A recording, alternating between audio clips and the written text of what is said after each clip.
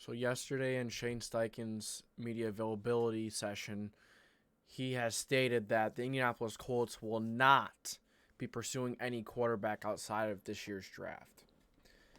So this was more expected than not. We just haven't heard it come from, really come directly in more of a specific way than this. And I never really seen the Colts going elsewhere. I think they've learned their lesson from the days of Phillip Rivers to Matt Ryan. I'm not saying Phillip Rivers was a horrible approach. That was more of a, whatever. Jacoby didn't work out. We have a chance with Phillip Rivers, a veteran, to bring him in. We're just a quarterback away. Then you try for Carson Wentz, and then you try with Matt Ryan, and you sign Nick Foles. You had him as a backup. He played a little bit. It didn't work out, and it's about time that the Colts look into draft and really give it a serious shot, a young quarterback a shot. Jacob Eason just wasn't the guy. He just wasn't going to be the guy. He never had it. Never will. Sam Ehlinger. A lot of people have liked Sam Ehlinger. We've seen what he has done. He didn't do enough. Granted, the offensive line struggled. Granted, it just wasn't a great situation. But if you're that quarterback, if you're the answer, you're going to elevate the guys around you, and you're going to make the difference. I'm not saying to make the difference of an MVP caliber type of player, but point is, you just have to go and get that young guy in the draft. And Shane Steichen basically confirmed and goes, yeah, we're focused on the draft for our quarterback. And it was kind of relieving to hear that, because I was on and off with the Lamar Jackson situation. But honestly, if you think about it, you want a guy who also wants to help the team. There's no doubt in my mind that Lamar loves football.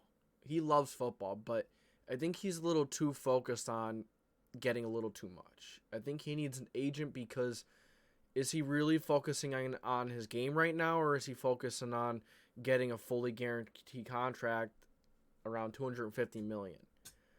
That's another question, And other things that people ask are, can he stay healthy? The Ravens are going to want to haul. So, can Lamar Jackson stay healthy throughout that fully guaranteed contract for $250-some million? Take it or leave it. He's shown the last 2 years he got injured in the most important stretch of the season, mid to late season. And if you're not there the most important time, who cares when you're there? I'd rather have my quarterback towards the end of the season than the beginning.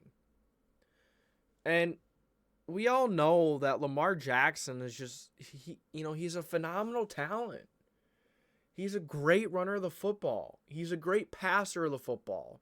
A lot of people discredit his passing ability just because he runs so well, so people just think, he's not that good of a passer.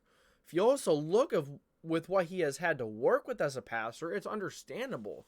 He's had a monster of a tight end. Other than that, he hasn't had a consistent pass catcher. Hollywood Brown wasn't the guy. He was an okay deep threat. He had, inconsistent hands. He just is not that guy. And then you moved to, Rashad Bateman. I think he could be a solid 2. And now, they've tried a bunch of other guys. I think they had Deshaun Jackson at one point. Yeah, he's like 38 years old and he's injury prone. He's not what he once was. It's just, he hasn't had a legitimate set of weapons over there. Now, you may think if he's a running quarterback, maybe he can make do with what he has. Maybe he can make it up. Well, the Ravens did just sign OBJ.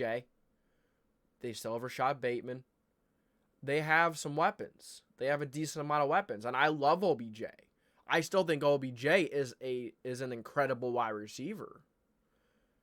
I think he can be an incredible wide receiver. I know he's had the ACL tear. He doesn't play football in a while now, but honestly, players are coming back, from ACLs, and and Achilles tears like they never happened anymore.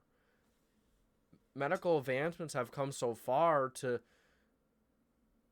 just make everything easier, to make, coming back from injuries more probable and not really affecting your play too much, as long as you work your butt off and rehab every day and do what you need to do.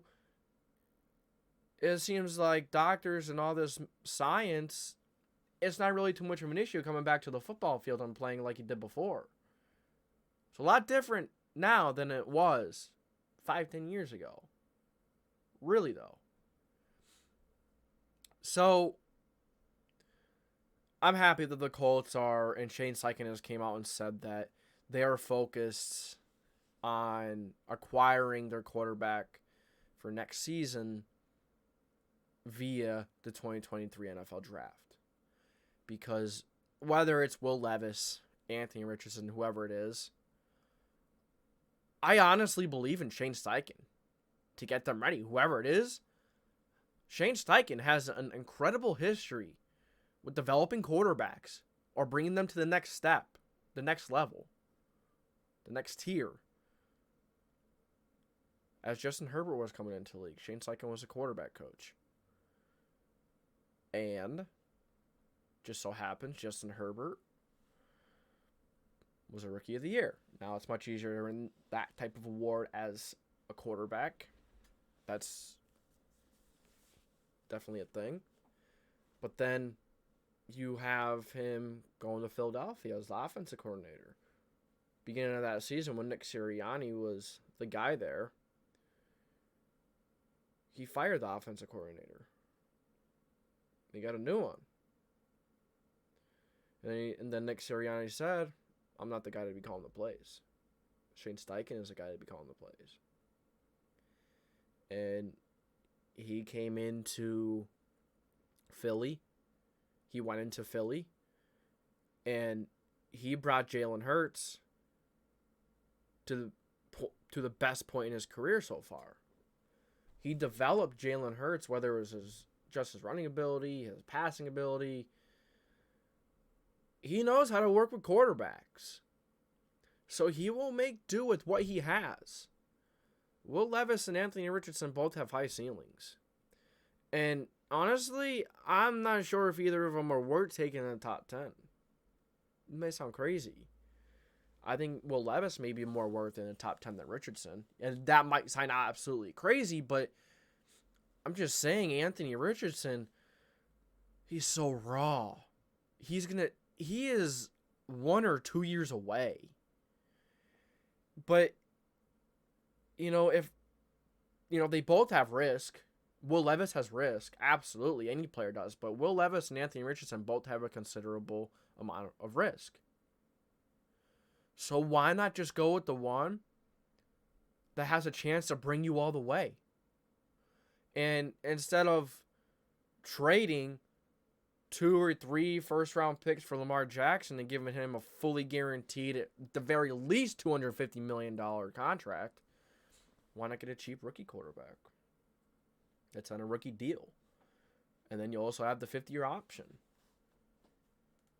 It may be more beneficial to drafting Anthony Richardson than anyone else, but it's just the fact that he's so raw. But at the end of the day, the Colts need a quarterback. And I don't think for the Colts situation is too high for Levis or Richardson due to the Colts situation. And there's so many quarterback needy teams, they're both probably going to go in the top 10. I think there's a chance Richardson doesn't, but I think he does. Or Levis. I think one of the two may drop out of the top 10, but there's so many quarterback needy teams, I don't think so. I think it's very unlikely. But as I've already mentioned, I'm happy that Shane Steichen has came out and said and stated that they will be looking into the 2023 NFL Draft to get the guy of the future. We need a big guy, a lot of talent, a lot of character. I like to often say, talent determines a player's floor.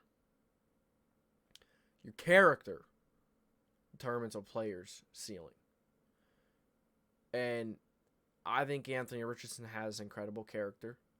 He's willing to work hard. He loves football. He can't wait to get out there and play more. Will Levis, I've heard some interesting things about him. He has not done good in interviews for NFL executives, coaches. I've just heard he has not done a good job. He has not impressed important people. So there's a little bit of question there.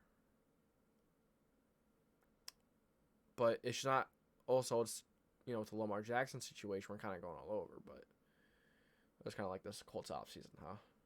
But I want you guys to let me know what you think of this topic. Are you happy that the Colts are just going to stick to the draft?